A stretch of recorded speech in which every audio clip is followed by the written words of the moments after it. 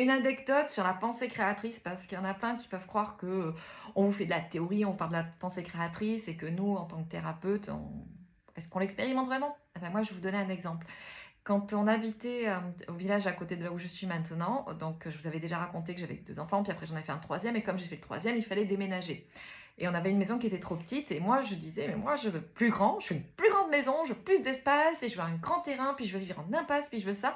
Enfin bref, je visualisais la maison, et si je m'étais arrêtée juste au mental, je me serais dit, mais c'est pas possible, matériellement c'est pas possible, je trouverai jamais une maison comme ça, pour le même prix ou pour moins cher que ce que je vais vendre. Eh ben, figurez-vous que j'étais tellement convaincue de ce que je voulais, j'étais tellement en train de la visualiser, de ressentir cette maison. J'ai dit de toute façon, je la veux cette maison, je veux cet espace, je veux être dans une impasse. Eh ben, s'est mis à la recherche d'une maison, on a visité un premier terrain qui nous plaisait, mais pas plus que ça. Et la première maison qu'on a visitée, eh ben, je vous mets dans le mille, elle était plus grande, en impasse, le terrain qu'on voulait. Et on l'a eu pour moins cher que ce qu'on a vendu notre petite maison au village d'à côté. Donc comme quoi, ne mettez pas de frein. Euh, Vibrez vos rêves, donnez vos intentions, parce que franchement, il y a des miracles qui se passent, il y a des choses qu'on ne comprend pas, mais quand c'est sur votre chemin, quand c'est écrit, bah, c'est génial parce que vous pouvez rêver et réaliser vos rêves.